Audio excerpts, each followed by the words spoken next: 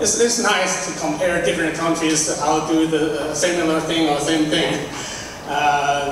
For instance, I just euthanasia is in the Netherlands, and in America it's called physician-assisted, rather not good. Okay, anyway, let's talk about pain medicine in the U.S. Well, the medical education in the U.S. May be slightly different from what we have in Taiwan and many other places. You go to undergraduate, you go to university or college for 4 years, and many of them aim to do a PhD or a master's degree or public health or whatever your interest might be. And after those, at least 4 to 8 years, so if you're a grad study, it can be 5 years, it can be 6 years to get a PhD. And after all those, many apply for medical school to take the MCAT. And if you're lucky enough, I think the lucky number is about 3–4% of the applicant will get into medical school. And in medical school, it can be 5 years, or for most schools are 4 years education. And during medical school, you're going to take 2 standard tests. So step 1, USLE step 1, and step 2. Step 1 is basic sciences. Step 2 is about clinical sciences. And after that,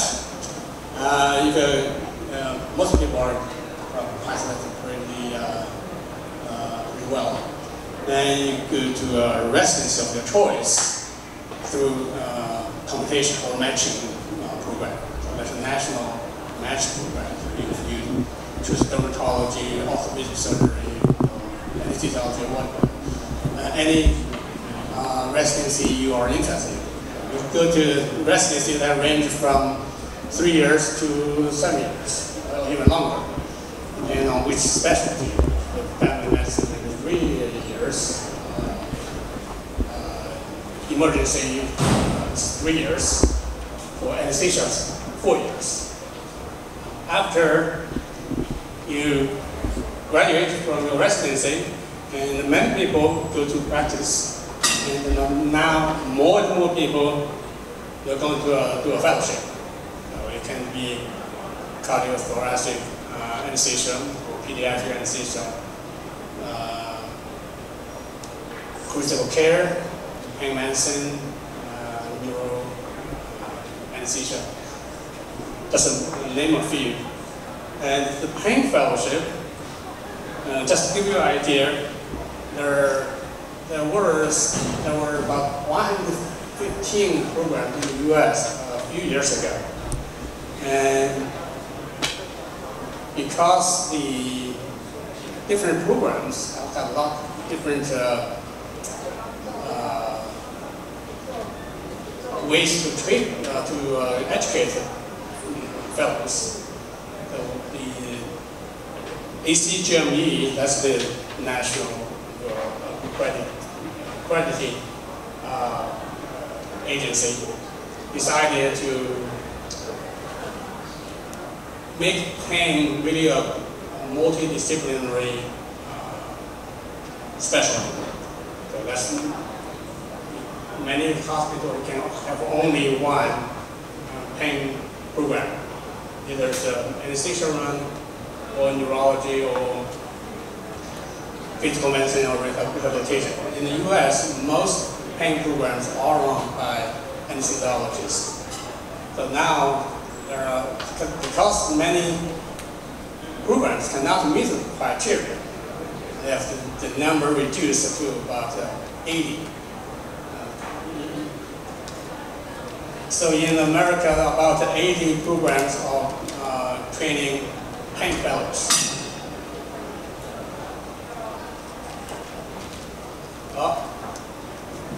So where are those fellows coming from?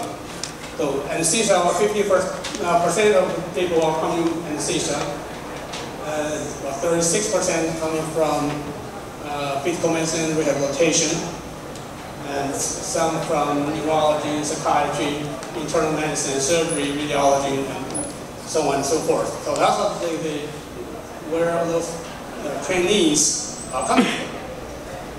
And now, when I prepare this presentation, it's about 89, now it's actually around 80. So many, a few more programs drop off. And after the 1 to 2 year fellowship in pain, they'll take American Board of Anesthesiologists or American Board of PMR or American Board of Psychiatry and Neurology. So those are the bodies who certify the pain fellowship or your pain practice.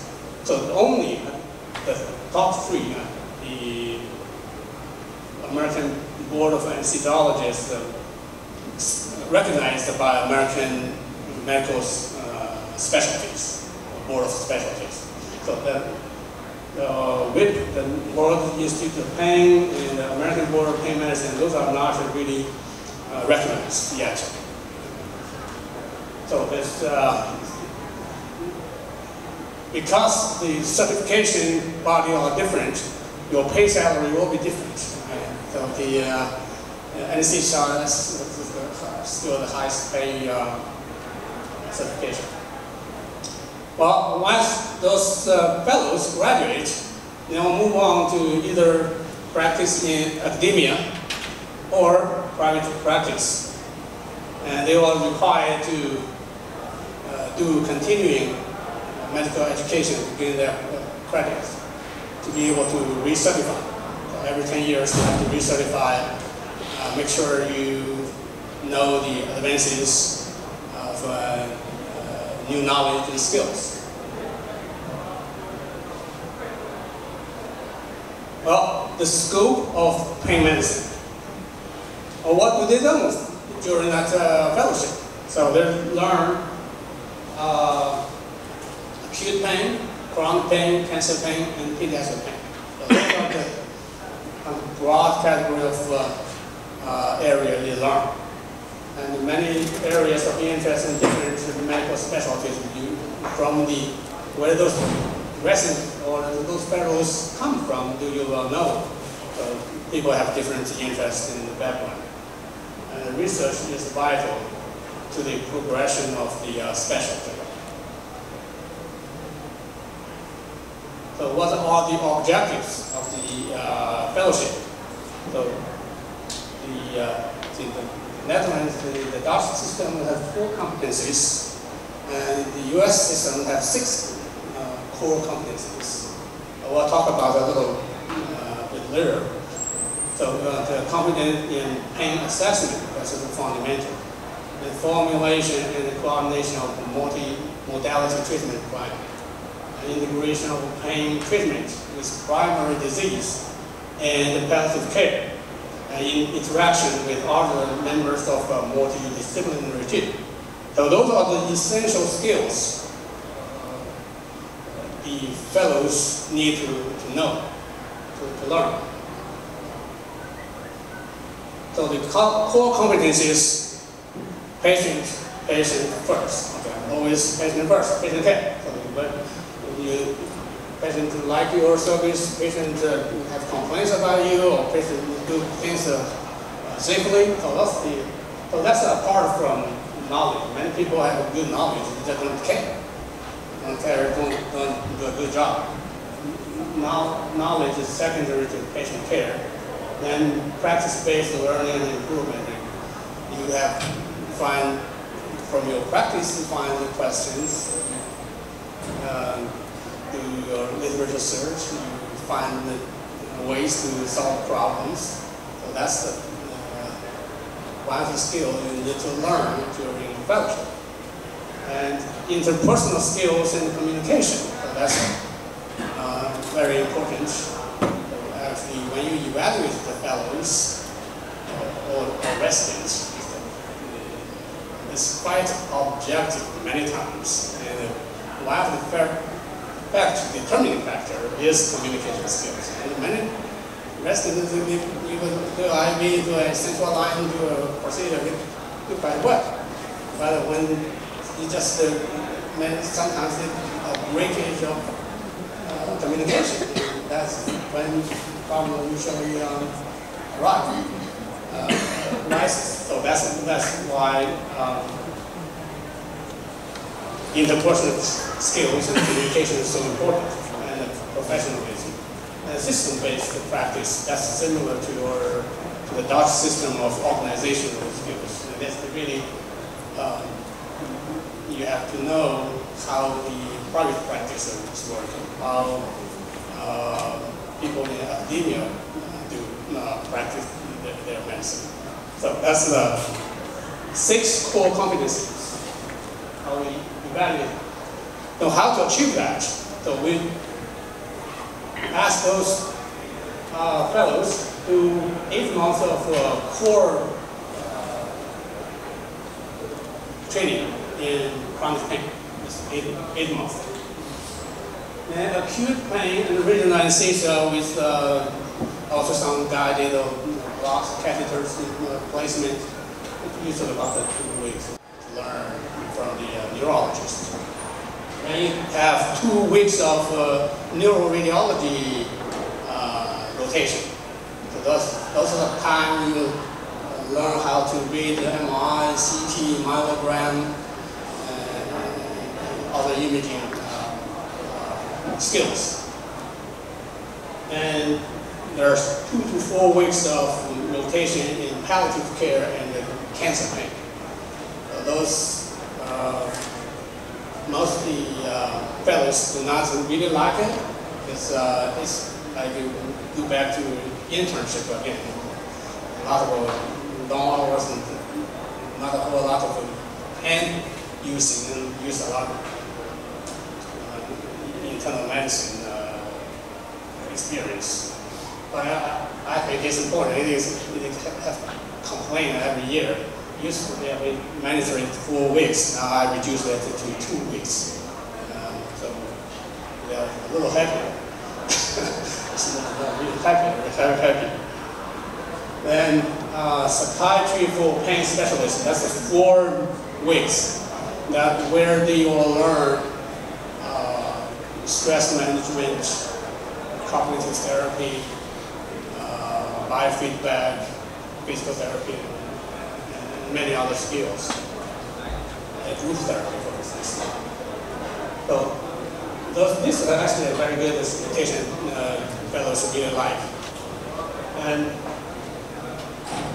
physical medicine and rehabilitation, 2 to 4 weeks rotation. So they will learn a lot of sports medicine, sports injury,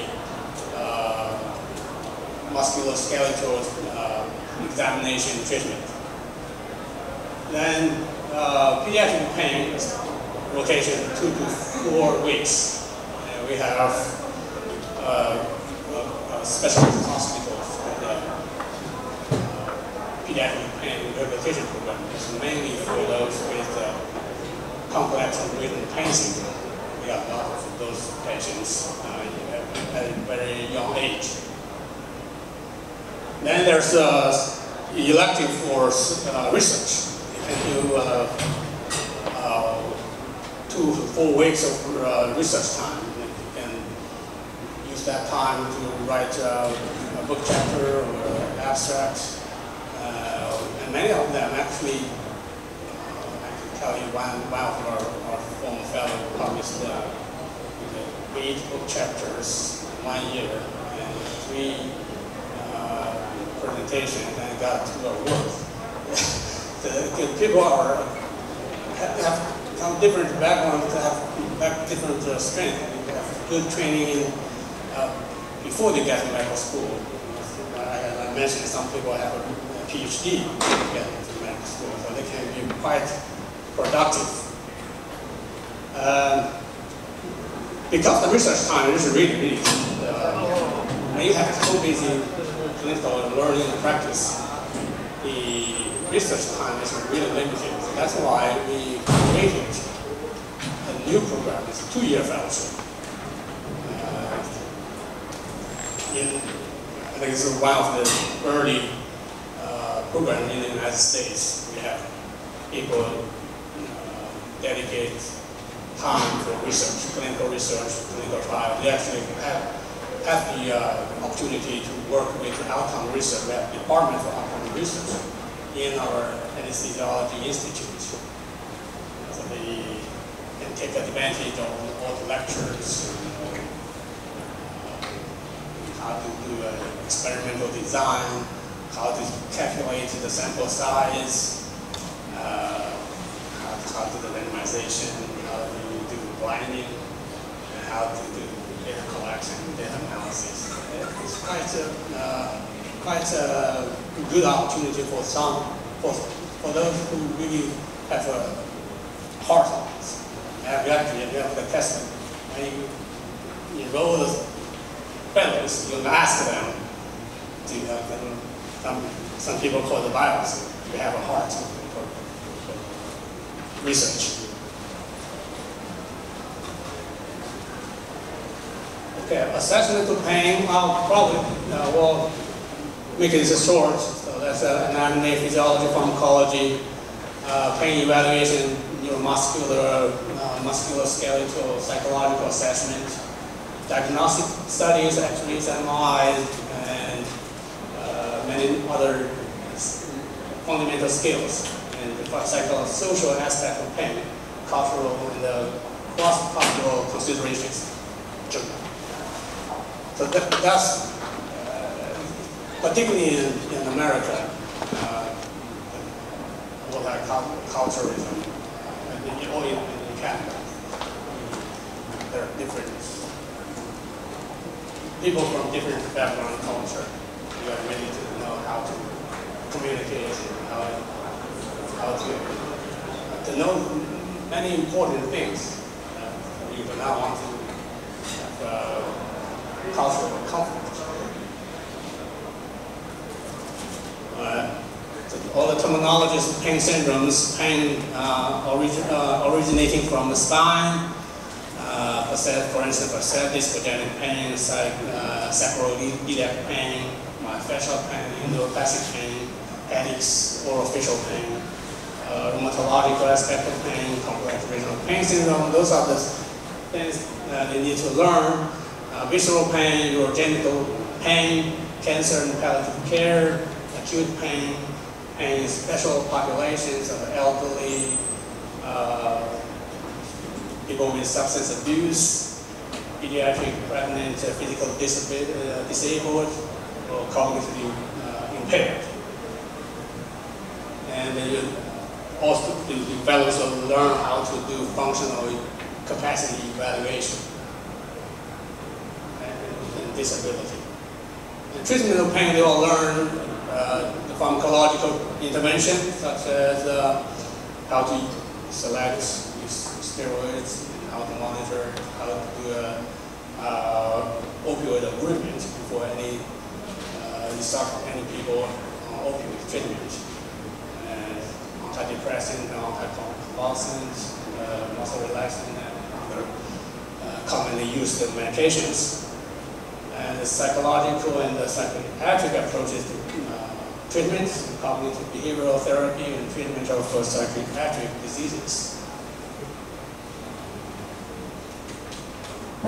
And prescription drug detoxification concept, surgical approaches, complementary alternative treatments such as acupuncture, yoga, and tai chi, hospice, and palliative care, treatment of pain in pediatric patients. Well, the intervention, one of the strengths for those well-trained pain physicians is they have usually better training in procedural skills. And for anesthesiologists, area management, we know this is the strength, sedation, and analgesia, fluoroscopy imaging, and radiation safety. They learned that before they actually start using to work in the procedure room, they need to learn to know the safety issues. And the pharmacology of local anesthetics, other medications including contrast agent and steroids, and treatment of local anesthetic toxicity. We will learn checkpoint injection, peripheral and cranial nerve blocks, ablations, spinal injections, interlaminar, transforaminal, no shape, facet, discography, intradiscal percutaneous procedures. Those are we're doing less of those because the evidence has not been very strong. Joints and bullseye injections, sacroiliac joint, hip, knee, shoulder, those are very common procedures. Sympathetic blocks, ganglion block, celiac block, splanchnic block, and now radio frequency ablation, hypogastric nerve blocks, ganglion implant, or sympathetic chain. Epidural intrathecal medication management, spinal cord stimulation, intrathecal drug therapy. Oh, that's kind of knowledge and skills. And then the next will be the personal skills. The key is to make sure fellows, the trainees, know how to communicate effectively with patients, patient families, other specialties, thus members of the healthcare team. And many times I have to communicate with the insurance. And many times you need to peer-to-peer review. You said, well, I want to do a Starbucks stimulator on this person. And insurance, you have to provide medical necessity. And you say, why you want to do this, and you can convince them. Of course, you have to convince yourself first. Okay, work effectively as a member or a leader in the healthcare team or other professional group. After act as a consultant to other physicians. So, as you can see from all those patients and from those 7, 8 mutation specialties. By the end of this fellowship, they really learn a lot. They'll be able to act as a consultant to many different specialties. Of course, medical record is important. Now we use electronic record for the last more than 15 years. President Bush said there was a clinical system model for the needs for the U.S. in terms of electronic medical record. There are several systems actually. The BE system has a wonderful medical record system. The partners system, that's the Harvard, Mass General, Brigham Young, Beth Israel, and Children's Hospital. So they have a partners program, very robust and good, very good. And the Cleveland Clinic actually used the Epics. It's quite convenient.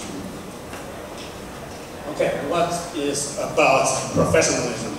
It's about compassion, integrity, about respect, responsiveness, to the need that supersedes self-interest. So what you do is best for the patient, not for yourself, not for your pocket. So that's a very, very determining factor that differentiates a good doctor from a mediocre data. Well, sensitivity to and responsiveness to diverse patient population, gender, age, culture, race, religion. So that in America, there's a kind of, when you come to a place like well, I cannot see that anymore, because even if you go to China, people from different countries so have to know how to serve those different populations. System-based practice work effectively in various healthcare delivery systems. Coordinate patient care with the healthcare system, as I said. Okay, I'm almost done, right? Okay.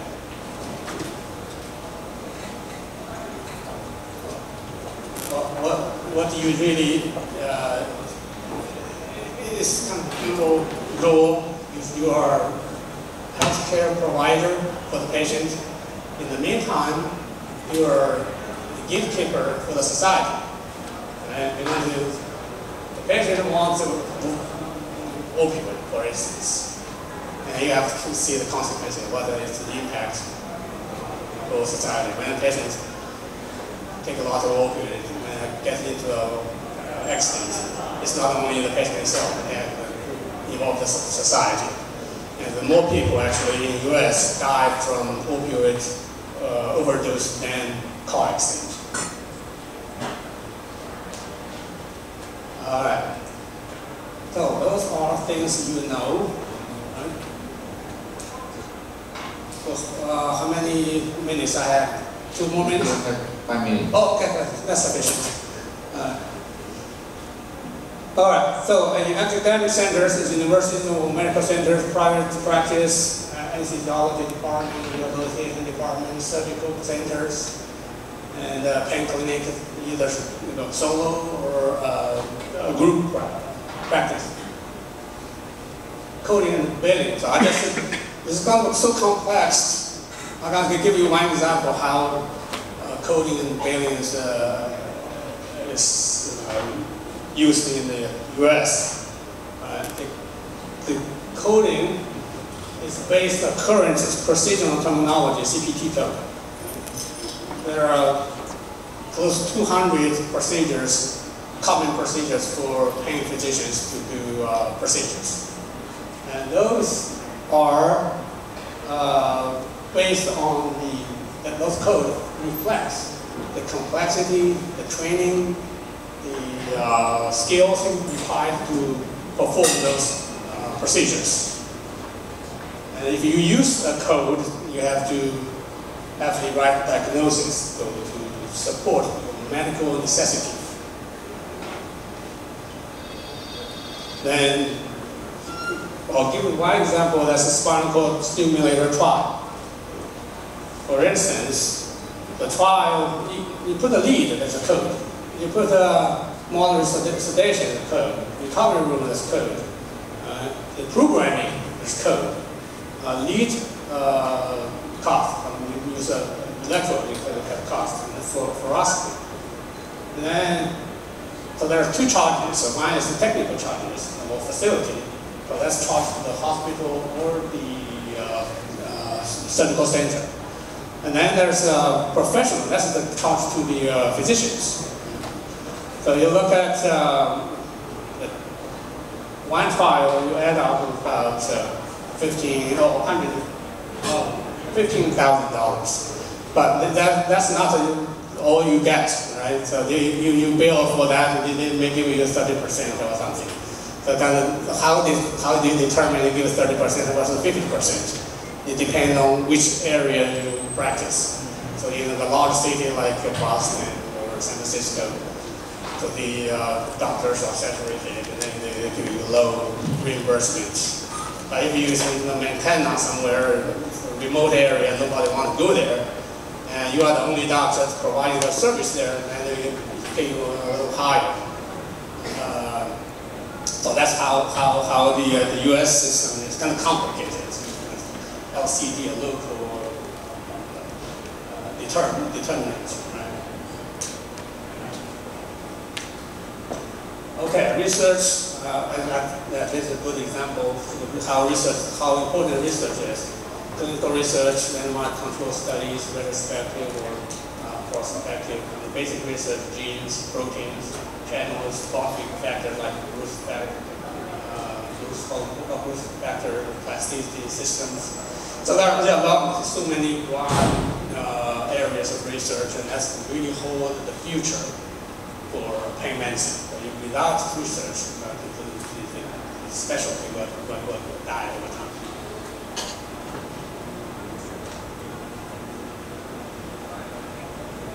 Okay, that's our medical school. One of our work.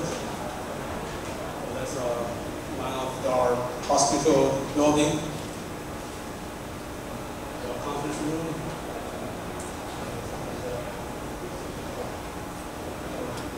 View of one of the hospitals. We have 2 hospitals in Florida. Hospitals in the Middle East, Abu Dhabi. We have 7 regional hospitals, over 20 health science centers in northeast Ohio. We have, there's a new hospital in Abu Dhabi. My lab is on the 6th floor. It's a stem cell building.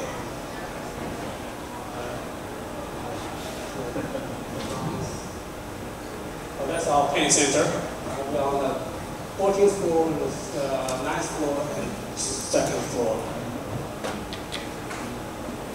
Those are the Lake Erie, one of the 5 Great Lakes, and we're on the south bank of Erie.